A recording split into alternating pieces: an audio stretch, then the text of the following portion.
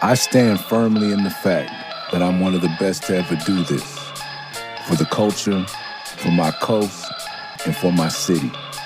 This is the Best Rapper in LA podcast. And I'm your host, Murs. What up, though? Welcome back. We'll get into part 2 of last week's episode. Thank you for your patience. Hope you enjoy it. Last week we laid the groundwork for the song. Now we could talk about the actual song. In the 67 Cutlass, we was riding through the desert with the... I got a story, y'all. From a bit ago, I was out in AZ, chilling with my nigga Ro, leaving Tucson. We was rolling out, on the way to LA to kick it, we was zoning out. Couple jokey jokes, had the music up, a little smoky smoke, he was getting blue as fuck. And in the trunk, let's just say we had a little stuff. Back in the day, you know, times was kinda rough. Way back, I was nowhere near my 30s. Rap wasn't paying the bills, we was riding dirty. 2 pounds of brown weed, straight from Nogales. We was riding slow, watching Photo Federales. And oh yeah, shit, how could I forget? We had a half an ounce of shrooms in the car to split. I was smoking cigarettes and he was riding high. That's when the sheriff car came driving by. We wasn't speeding, he didn't have a reason. He still pulled us over, now I'm fearing for my freedom. And oh shit, the shrooms, hurry up and eat them. He took half and I took half and threw the back under the seat. And hello officer, what will you be needing? License, registration, I'm sure you wanna see him. He said, sir, we already know who you are. Mr. Carter, could you please step on out of the car? I did it. Like, what the fuck does he want? Mr. Carter, could you please open up the trunk? I said, huh? Are you sure that's what you want? Alright, I just gotta grab the keys from out the front. I went to rolling, I gave him the sign like, nigga, you know this weed ain't mine. Besides, I'm only 5'9", $1.45. I go to the pen, there's no way that I'll survive. I went to the trunk and opened it up, and from the look on his face, I could tell that we were fucked. Then Roland jumped up, the cop said freeze. He said, officer, that is not his weed. Then he started running full speed, knocked the cop off his feet and grabbed the 2 P's. I stood for a second thinking, should I run with him? The cop stood up, I stuck my foot out and tripped him. He fell and hit his head on the edge of the trunk. Then he sunk to his knees and bled. He passed out, face covered in red. Roland ran back screaming, oh my God, is he dead? And then he started crying. Sweet Jesus, help me pull his body around the side so they can't see us. No small feet, he wasn't a small guy. How he fit a pig in the trunk? Hog tied.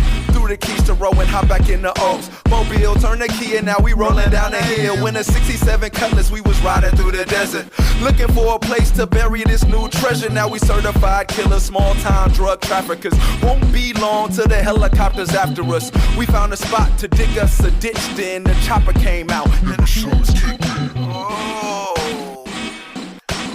Roll, you feel that shit, man? That's crazy.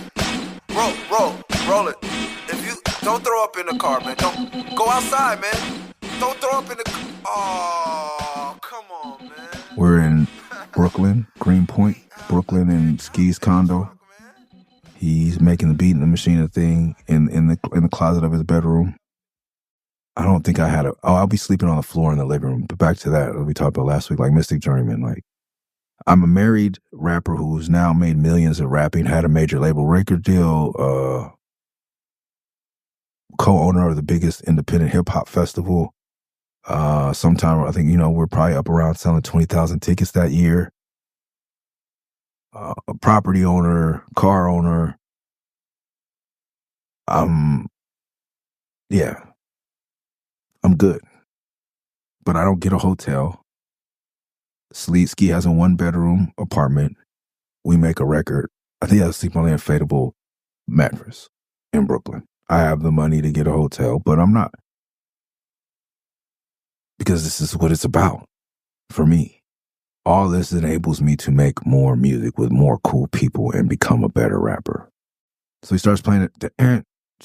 It just sounds like a hoopty. Like that was a hoop, like my hoopty. Shout out to Sir Mix-a-Lot, my hoopty. My hoopty rolling, tailpipe dragging, heat don't work and my girl keeps nagging. 6'9" Buick, deuce keeps rolling, 1 hubcap cause 3 got stolen. Bumper shook loose, Chrome keeps scraping, mismatched tires, and my white walls flaking. Hit Mickey D's, my Maharaji starts to bug. He ate a quarter pounder through the pickles on my rug. Running, moving, tabs expired. Girlies try to diss and say my car looks tired.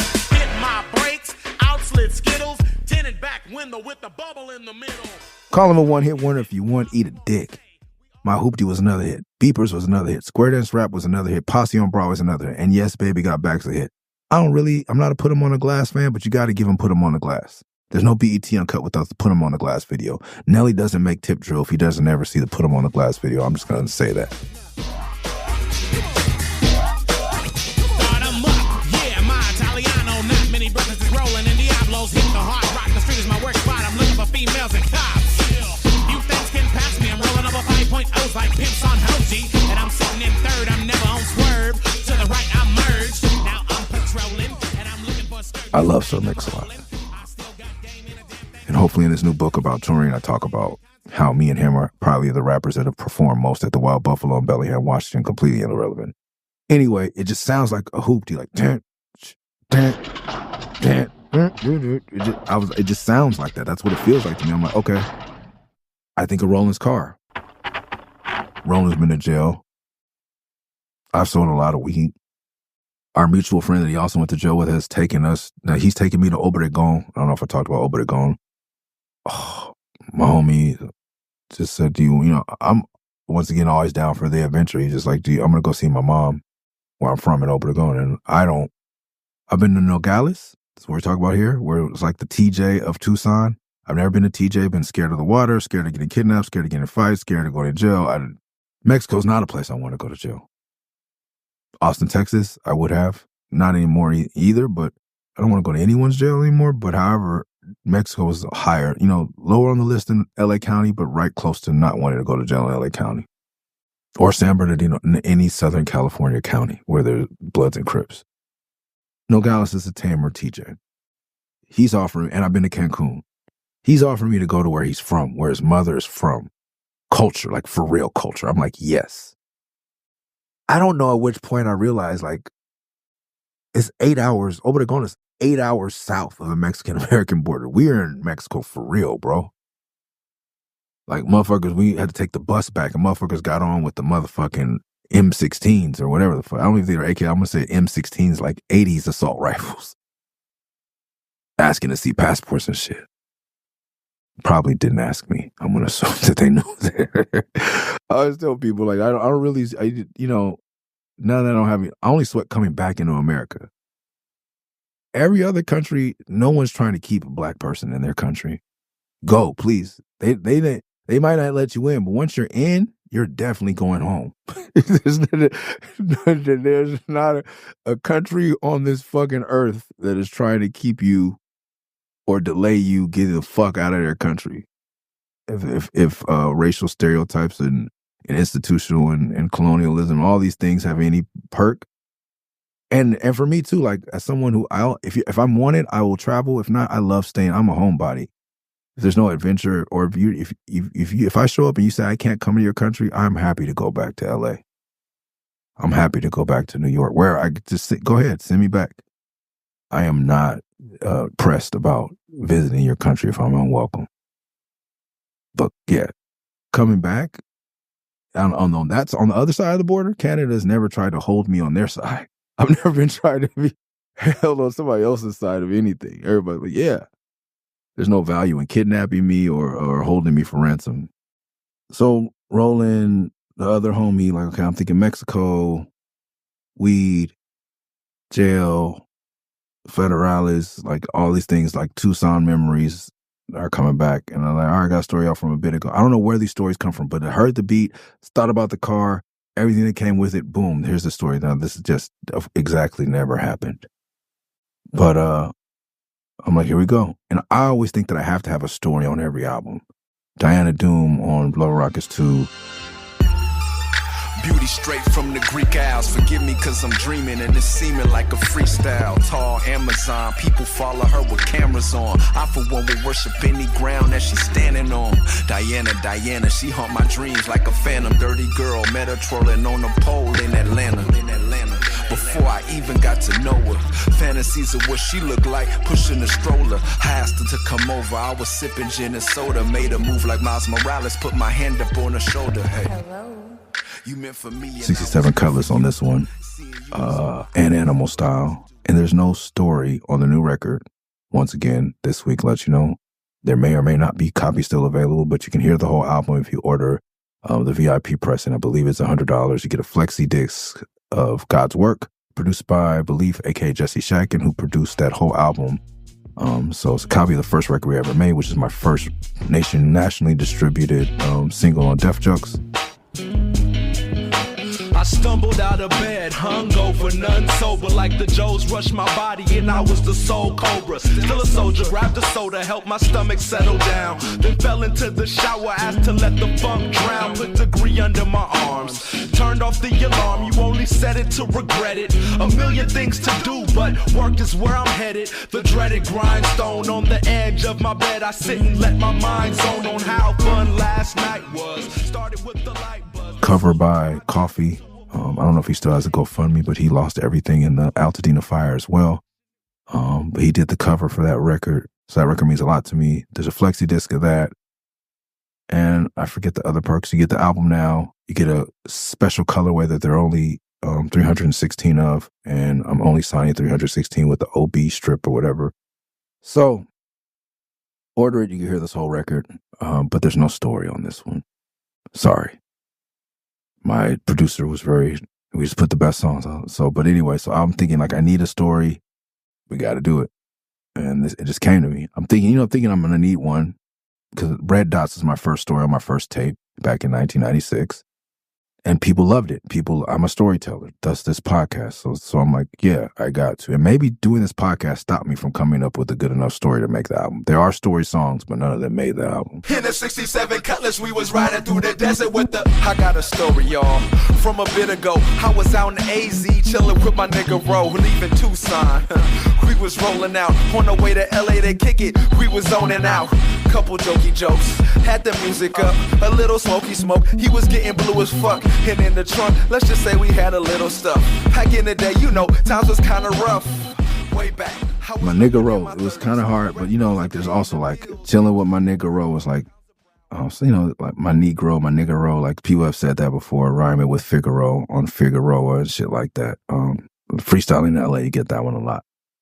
Leaving Tucson, on our way to kick it, we was on our way to LA to kick it, we was zoning out. Couple jokey jokes, had the music, a little song, getting blue. Not the color blue, as it might suggest on Genius.com, but blue like Project Blowed. He was getting blue as fuck.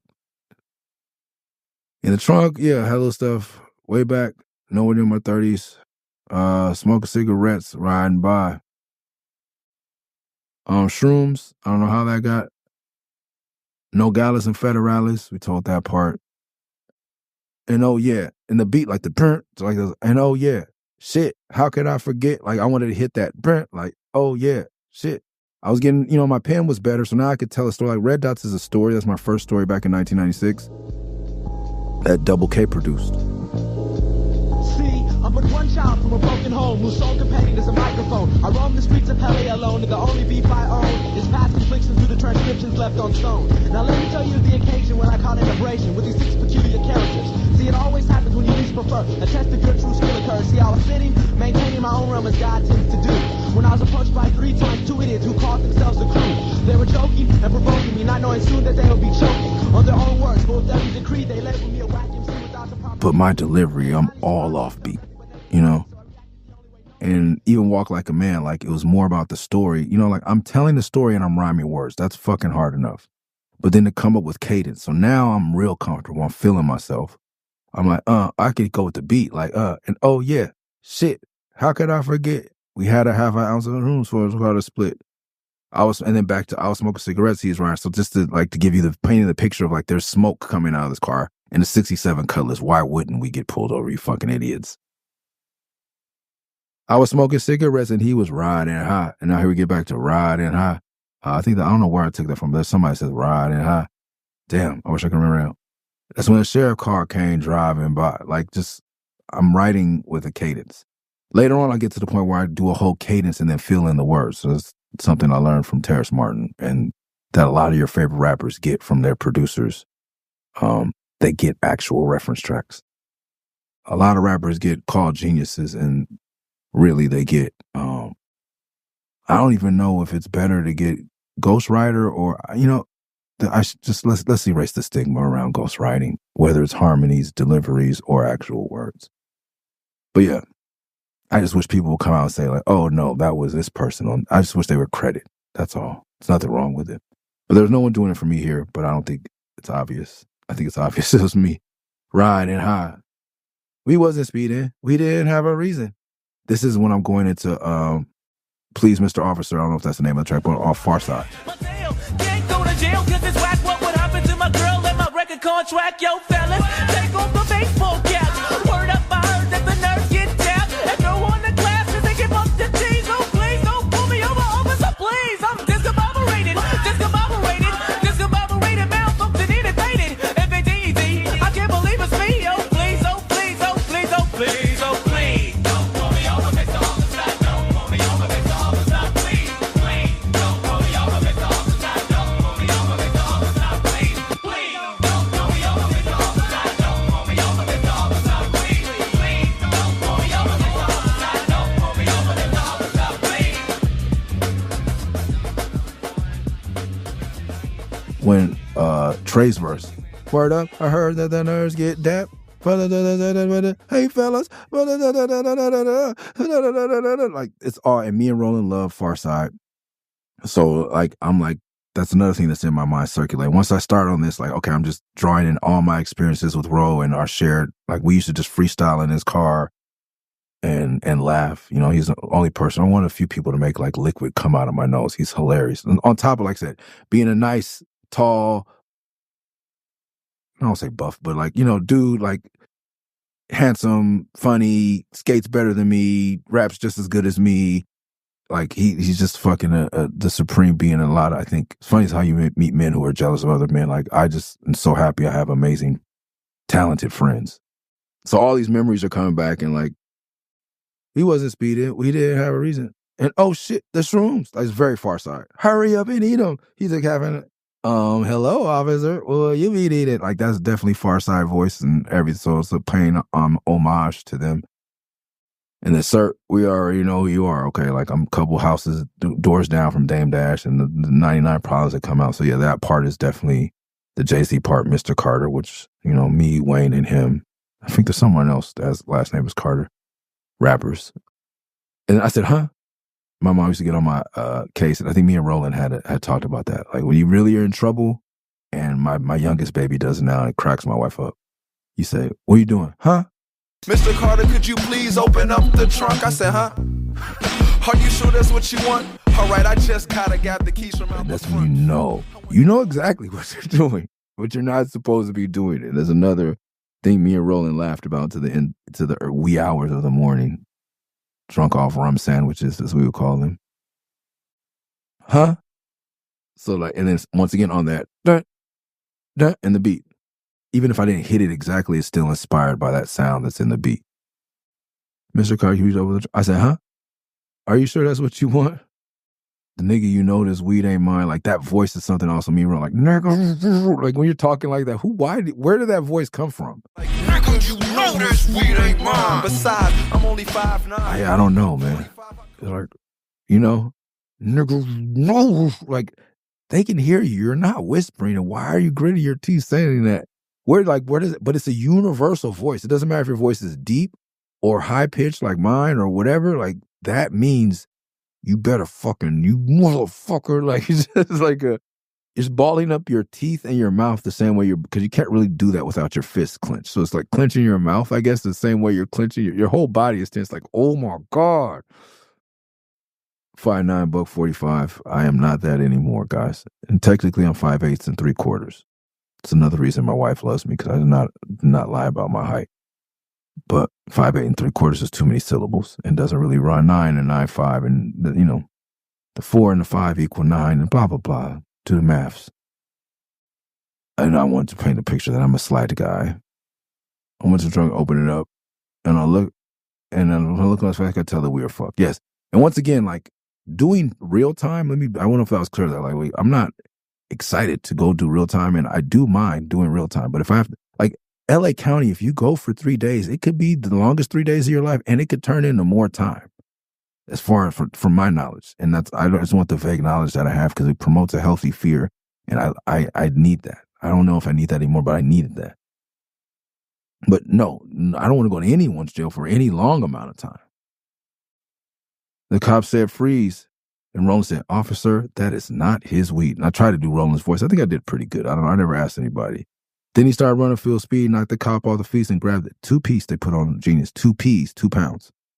And then we're the guys that laugh about the, like, when you ask yourself a question in a rap. That's another thing we laugh to the wee hours of the morning about. Like, wait, no, I did not really pursue my little persistence. Like, I've mentioned that a lot on the podcast, and he's the guy that, like, we start talking about, like, why would you wait? Like, wait, no. Like, you just answer, you're talking to yourself in your rap. So I always wanted to, when I'm talking about Roland, I want to do that song. So I was like, thinking, should I run with him?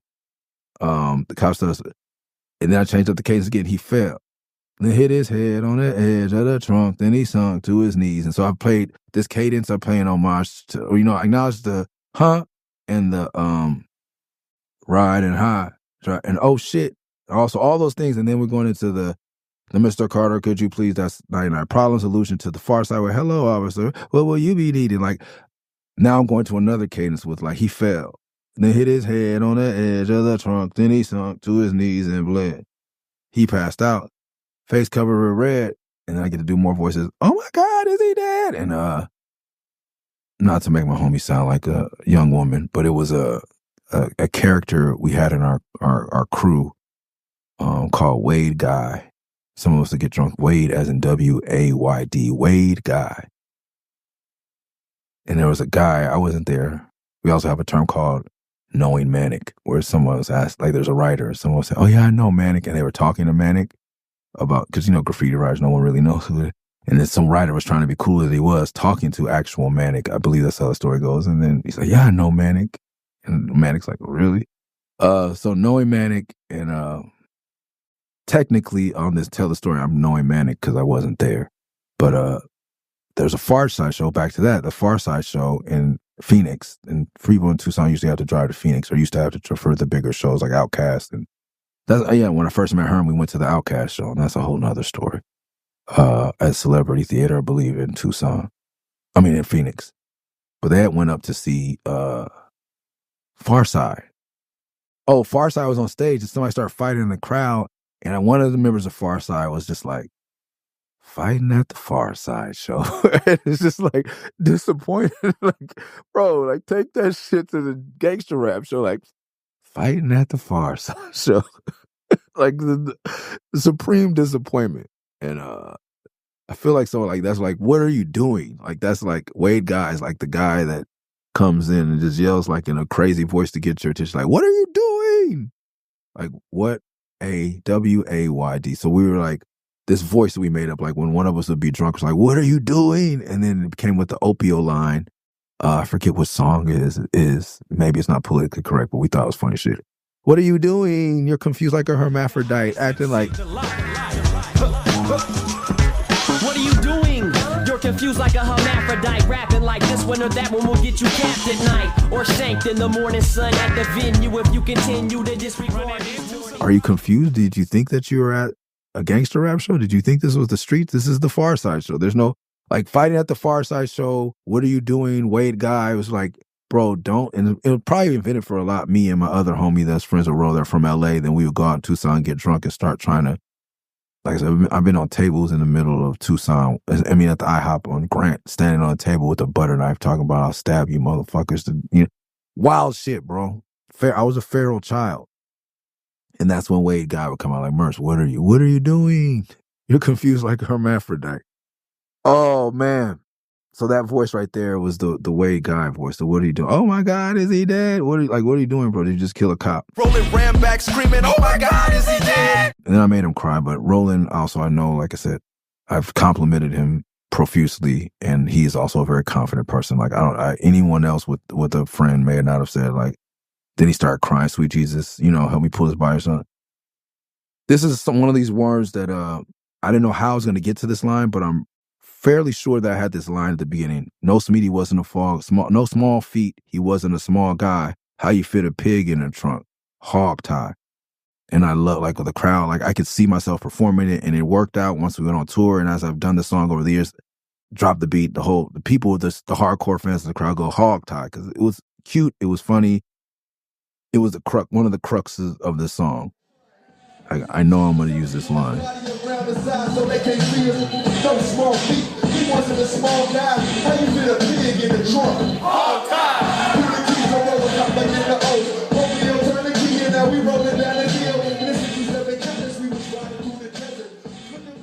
And then through the keys to the road. Then how about in the O's? Mobile turn the key and now we rolling down the hill. And back to Far Side. In the 67 Cutlass, we was riding through the desert looking for, certified killers, small-time drug traffickers.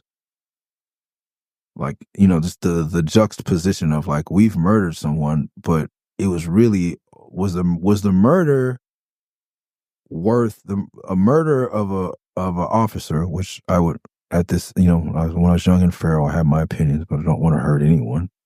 But is the murder of the cop, like, you dumb motherfuckers, like, you had 2 pounds and half ounce of shrooms. Now you have a murder. Might have just been better to not try to trip the officer, but how do you explain that? Like, building that tension, painting the picture, like, oh shit, won't be long till the helicopter to dig a ditch, then the chopper, like, that's still to the beat, to dig us a ditch, then the chopper came out and the shrooms kicked in. Like, Turned up in the pig in the trunk. In a 67 Cutlass, we was riding through the desert with the 2 pounds of skunk in the pig in the trunk. So this chorus didn't exist until Ski's, I think he was 8-year-old at the time, 7, 8-year-old song. His son used to call me, like, he didn't know who his dad was working with, so he said Murs. Murs, because Currency, he had just finished Pilot Talk with Currency, so I'm sure he was at his dad's house all the time. Now he's coming over after school and, like, Murs is here. Murs, Currency. So to this day, Ski calls me Murrency. Murrency.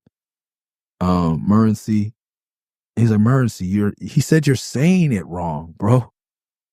So I had this hook. I think the hook did that. As he said, Ski's like, you have to come up with the hook. And I'm like, fuck, this is the hard part. I'm like, you come up with the hook. You wrote Lucchini. Give me fucking one Lucchini, man. I'm telling the story like Camp Lowe tells a story. You fucking, they tell heist stories. They're fucking, they're their shtick. Now give me a fucking hook. Didn't have it. But his offspring came through with the music turned up and the pig in the trunk. And he's like, no, Murrency. You have to say, with the pig in the trunk. Like, he gave me production, and I think it made it work. It made the song better. In a 67 Cutlass, we was riding through the desert with the music turned up and the pig. I'm telling you, this little boy was like, Murrency, you're doing it wrong. He just straight up, with the pig in the trunk. He made me do that line a bunch of times, and I'm so happy.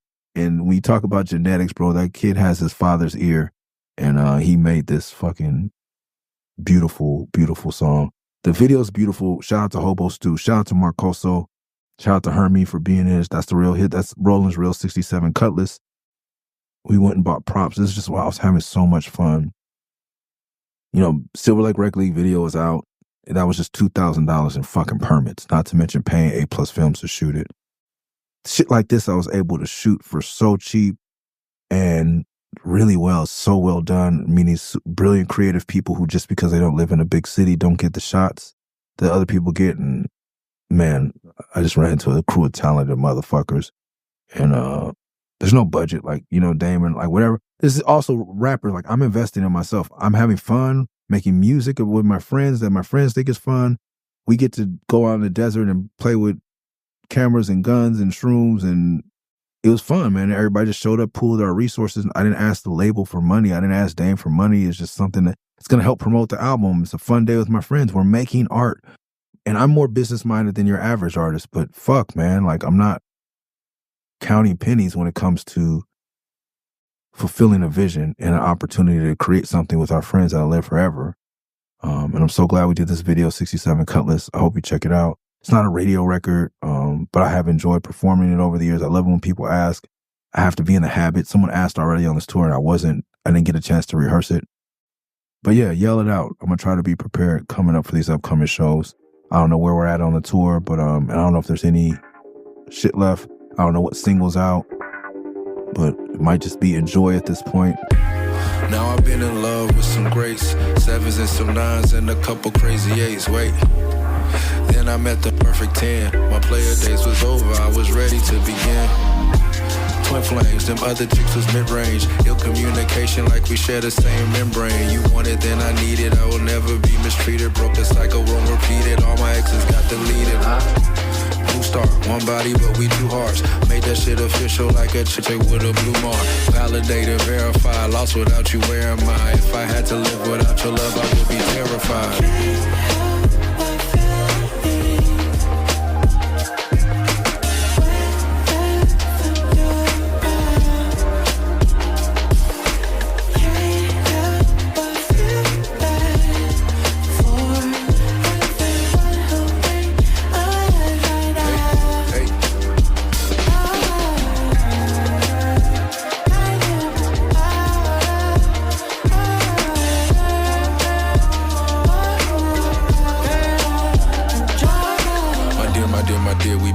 For some years, to the point I don't feel whole when I'm without you. Is that weird?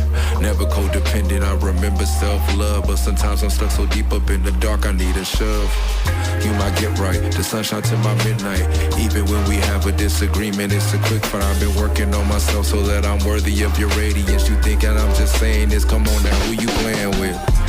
Real love, ride or die, we real thug. Haters that'll try to separate us, better kill us. Natural born killers, I'm Mickey and you Mallory. Your love so sweet between the sheets, it got me counting calories.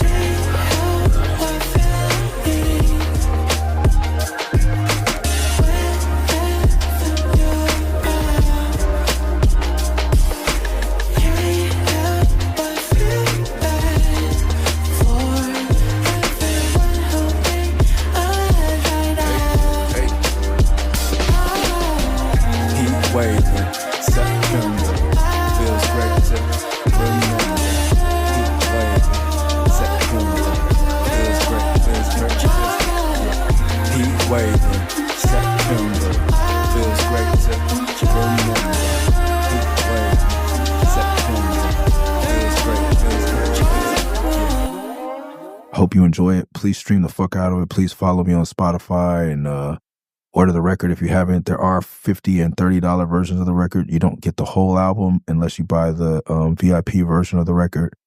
Mello will send you the whole album within a couple days. You'll get a file. Please don't share it if you can, help yourself. Enjoy it. Keep it to yourself. That's 67 Cutlass. Yeah. Nobody told you that I fucking love you.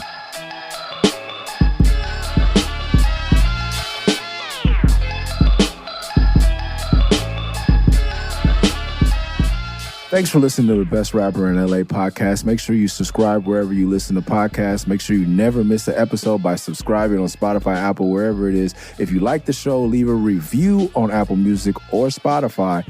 And to support the podcast directly, go to patreon.com/MURS316, Murs316. See y'all next week. Peace.